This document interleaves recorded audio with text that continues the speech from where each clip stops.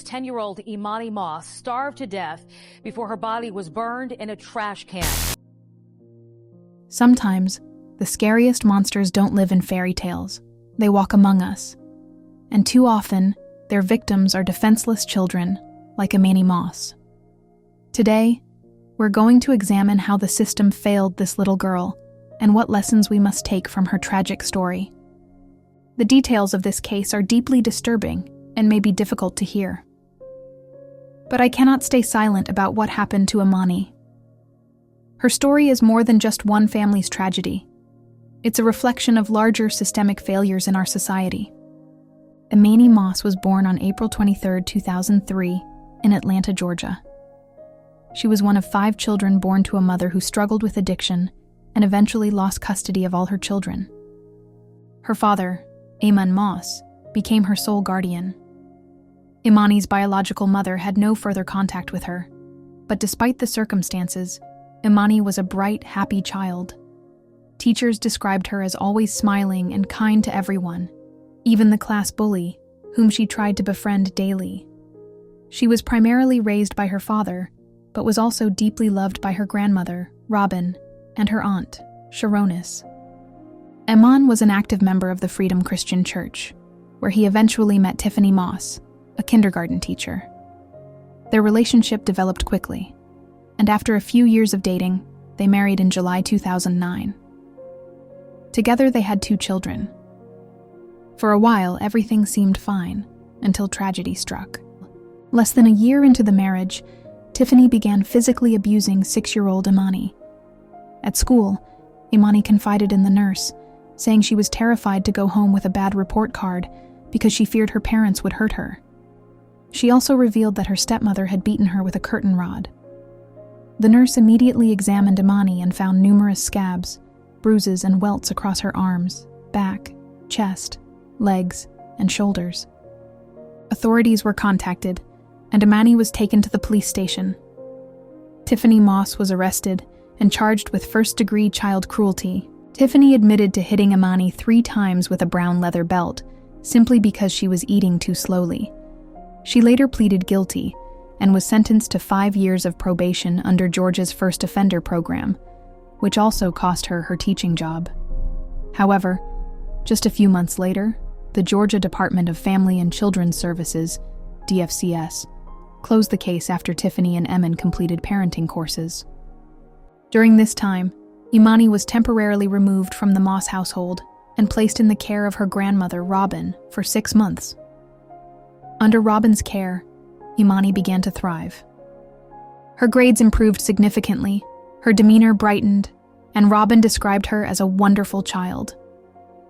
For the first time in a long while, it seemed like things were getting better. But that peace was short-lived. After 6 months, DFCS returned Emani to the Moss home. I have Emani's picture on the mantle, and I have an urn on the mantle, so just to walk by there every day to see her smile is a beautiful thing. Robin pleaded with her son, Iman, to let Emani stay with her, but he refused. Over the next 2 years, the abuse continued. In July 2012, Emani attempted to run away twice. In one instance, she ran to the apartment complex office and told management she was trying to escape because Tiffany had tied her up with a belt and forced her under an ice-cold shower. When police arrived, Tiffany and Emani denied the allegations, and Emani, likely terrified, retracted her statement. With no substantial evidence, she was sent back home. In another incident, Emani was found sleeping in the bushes of a neighboring apartment complex. A police officer discovered her, and when asked why she had run away, Emani confided that her stepmother was mistreating her. In an appalling twist, instead of protecting her, the officer filed charges against Emani for running away and violating curfew, ensuring she would have to appear in juvenile court. Between 2011 and the summer of 2013, the Moss family moved frequently across Georgia, sometimes staying with relatives. Emani worked long hours and rarely saw Emani outside of weekends. As they began living more independently, Emani lost nearly all contact with her extended family.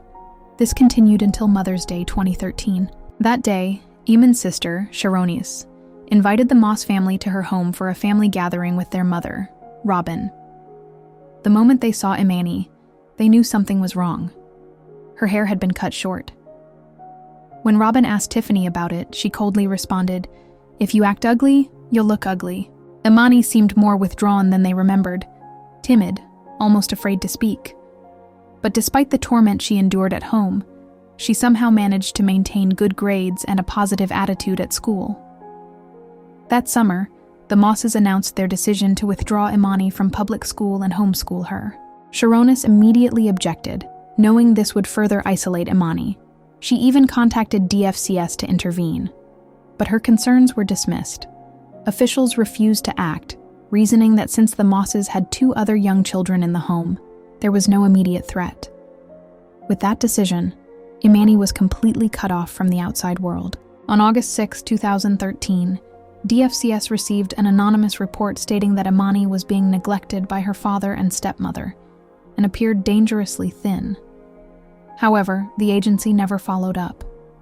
Allegedly, they claimed they couldn't locate the family's current address despite the alarming allegations of ongoing abuse. Mother's Day was the last time any of Emani's relatives saw her. Shortly after, the Moss family moved into an apartment in Lawrenceville, Georgia. With Emani now pulled out of school, her extended family had no way of checking on her. At the same time, Iman was working 2 jobs, making him almost entirely absent from home. He would leave for his first job early in the morning, briefly return in the late afternoon, then head out again around 6 p.m. for his second job, not coming home until after midnight. This meant Emani and her younger siblings were left in the care of Tiffany, or more accurately, left to fend for themselves. While there were no reports suggesting that Tiffany abused her biological children, she had no hesitation in continuing her cruelty toward Emani. At some point after the summer of 2013, Tiffany began starving Emani. She had always been a thin child, but now she was wasting away. It's believed this continued for weeks, during which she was confined to her bedroom, growing weaker by the day. Their new neighbors saw only the 2 younger children and had no idea an older sister even existed. Emani became so frail that she could no longer stand, let alone care for herself. She was too weak to move, unable to get out of bed to urinate or defecate. Meanwhile, Tiffany continued cooking and caring for her own children, deliberately depriving Emani of food. On occasion, she would even text Emin pictures of the meals she had prepared for their kids. In one instance, she messaged him to bring home cookie dough so she could bake cookies, while Emani lay in her room, starving, forced to smell the scent of fresh-baked treats she was never meant to taste. On October 24, 2013, Emani suffered a seizure. Eman later described it as convulsions. He claimed that when he came home, Tiffany told him something was wrong with Emani. He found her in the bathroom, lying on the floor, shaking uncontrollably, her eyes rolling back. Yet instead of calling 911 or taking her to the hospital, he simply carried Emani back to her bed, where she remained for the next 4 days, drifting in and out of consciousness. Emin occasionally checked on her, attempting to feed her, but it was too late. On October 28, 2013, Emani Moss took her last breath. Eamon learned of his daughter's death when Tiffany called him at work to deliver the news. When he returned home, everything in the house seemed disturbingly normal. The children were playing. Tiffany was watching TV, while Emani's lifeless body lay upstairs in her bedroom. When Emin went to check on her, he found her lying on a blanket on the floor. He told Tiffany they needed to call the police, but she refused, fearing they would lose custody of their other 2 children. Instead, she insisted they had to hide the body. Emin wrapped Emani in a blanket and placed her back in bed. Incredibly, they kept her body in the apartment for several days, going about their lives as if nothing had happened. Emin claimed he continued going to work, coming home only to sit with Emani's body and grieve in secret. Meanwhile, Tiffany went to the store to buy new sheets and a jumpsuit, replacing the soiled bedding. Then she proposed a plan to burn Emani's body and report her as missing. Emin agreed. He went to Walmart and purchased a galvanized trash can, garbage bags, charcoal, and lighter fluid. On Halloween night, they attempted to dispose of Emani's remains. But when they tried to place her into the trash can, they realized her body had stiffened with fourth-stage rigor mortis. In a horrifying decision, they manually broke her bones, using duct tape to bend and compress her body to fit inside the can. Eman covered her with a blanket before sealing her in a trash bag and placing it inside the can. The next morning, they loaded the trash can into their car, with their 2 other children in the back seat, and drove around searching for a place to burn it. Eventually, they found a secluded spot. They placed charcoal at the bottom of the can, doused Emani's body with lighter fluid, and set it on fire. But after several minutes, they realized the flames weren't reducing her body to ashes. Panicked, they extinguished the fire and returned home, leaving the can, with Emani's partially burned remains, inside their apartment. The next day, Eman went to work with his daughter's remains still in his car. Overcome with guilt, he confessed to a coworker who urged him to call the police. That night, after returning home from both jobs, Eman finally made the call, telling authorities that his daughter was unwell and that he was having suicidal thoughts. As soon as he told Tiffany what he had done, she panicked. She quickly packed her belongings, abandoned the trash can containing Emani's remains in a grassy area near their apartment complex, and fled with the children in the family car. When police arrived, Eman initially told them that Emani had ingested chemicals and died. He claimed he panicked, placed her body in the trash can, and attempted to cremate her remains. However, officers were horrified to find Emani's burned body discarded like garbage and immediately doubted his story. Both Eman and Tiffany became prime suspects. Eman was arrested on the spot, and authorities launched a search for Tiffany. After spending some time on the run, she eventually left her children at her mother's house and surrendered to the police. It didn't take long for Eman to admit he had lied. Emani had not ingested any chemicals. Tiffany Moss went to trial, but in an astonishing decision, she refused legal representation. Despite the judge's warnings, she chose to represent herself. Court-appointed attorneys were assigned as standby counsel, available only to answer her legal questions. As a result, she did not deliver an opening statement, cross-examine witnesses, or make a closing argument. Tiffany faced 6 charges: 1 count of malice murder, 2 counts of felony murder, 2 counts of child cruelty, and 1 count of concealing a death. She placed her faith in divine intervention, believing that God would guide her through the trial. The prosecution, however, presented overwhelming evidence against her. 18 witnesses testified, including Emani's aunt Sharonis, her grandmother Robin, and her former 4th-grade teacher. Eman also took the stand, along with the medical examiner who conducted Emani's autopsy. You said that Tiffany didn't discipline Emani. Are you aware of whether or not she used any of the other things other than a spanking to correct her behavior? Yes, after let me go back. When we had the incident where she spanked Emani in 2010, we had to take a class. I took it called the Fatherhood Program, and I think she had to take anger management, and then we had in-home counseling. Because at the time, I was not aware of the other form of discipline, because, I grew up from the old school. You got a spanking, and that was it.